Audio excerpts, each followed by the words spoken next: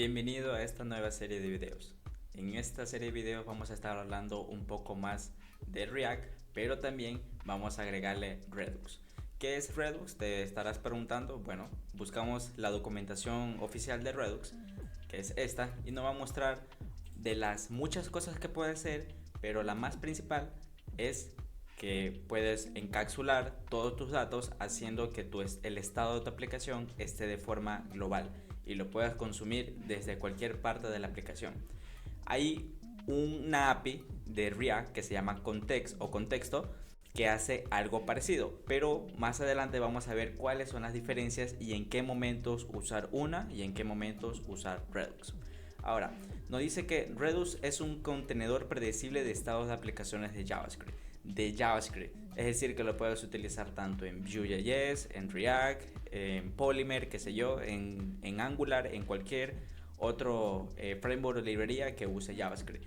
Nos ayuda a escribir aplicaciones que se comportan de manera consistente, corren en distintos ambientes, clientes, es decir, cuando estamos utilizando React como una SPA, servidor, cuando estamos utilizando Server-Side Rendering como Next.js, o nativo, e incluso corren hasta en dispositivos móviles. Cuando más adelante vayamos a trabajar con React Native, también funciona Redux.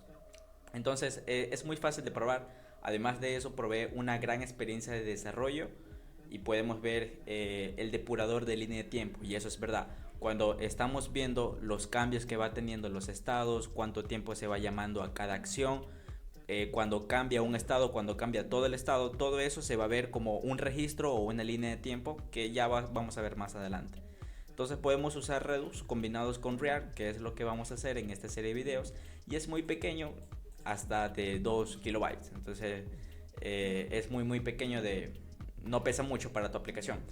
Hay una aplicación que yo le había mostrado ya anteriormente que utiliza Redux, y para ver si esto es verdad, pues vamos a dar clic derecho, inspeccionar. Debemos tener instalado unas extensiones de Google Chrome que me permite, pero es este parámetro de aquí de Redux. Entonces, esta es la línea de tiempo a lo que se refiere con lo que habíamos leído en la documentación. Me permite ver cuando algo cambió, cuando estaba cargando. Entonces, vámonos al principio, vámonos a ejecutar y ahí está. Ahí se te mostró cuando no tenía nada el estado, cuando se mandó a llamar los datos, cuando estaba cargando, cuando se colocaron los datos en Redux. Todo eso en una línea de tiempo te lo muestra. Podemos ver las acciones que se hicieron. En este caso yo estoy actualizando las fotos. Podemos ver todos los estados que tenemos. En este caso esta aplicación contiene o guarda los likes, puede guardar las búsquedas de las fotos y la lista de fotos como tal. Podemos ver la diferencia que tiene en el transcurso del tiempo. Podemos ver los objetos que contiene. Vamos a hacer esto un poquito más grande. Y aquí tenemos el árbol. Si nos vamos a los estados, también podemos poner un gráfico, cómo se comportan o cómo está estructurado nuestros datos. En este caso, te puedes dar cuenta que tenemos un estado global. Así como teníamos un estado inicial en React, aquí es como global, o sea, lo podemos utilizar desde cualquier lado. Tenemos tres arreglos y los tres arreglos tienen sus propias propiedades, y esas propias propiedades, ahí tenemos los datos, como en este caso yo tengo mis fotos.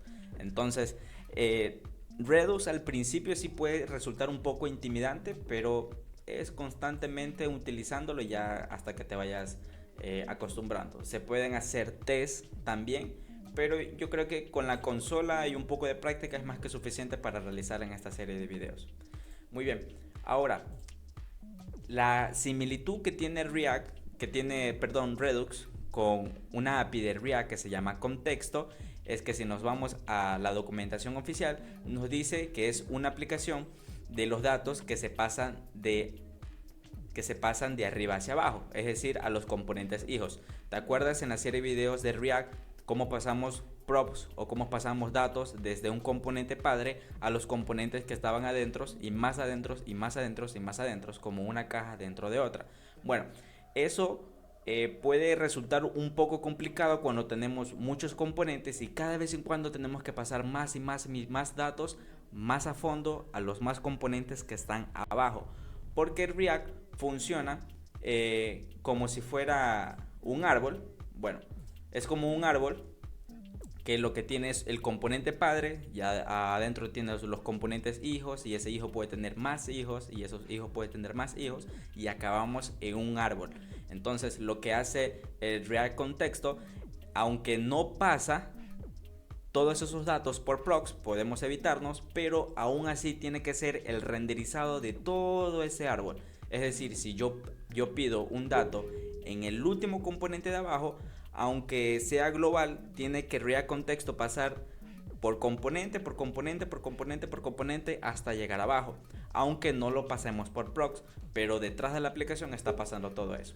A diferencia de utilizar Redux, que es como se ve la imagen del lado derecho, pues directamente pasa desde el estado global hasta donde tú lo estás llamando, hasta el componente más pequeño o más abajo que se encuentra, pues no hace otra vez esos renders o va pasando por componentes hasta llegar abajo. Entonces va directamente. Son de las grandes diferencias que tienen estos dos. Una cosa es que para utilizar tanto React Contexto como utilizar Redux, tienes que crear un provider, tienes que hacer una serie de configuraciones que ya vamos a estar viendo.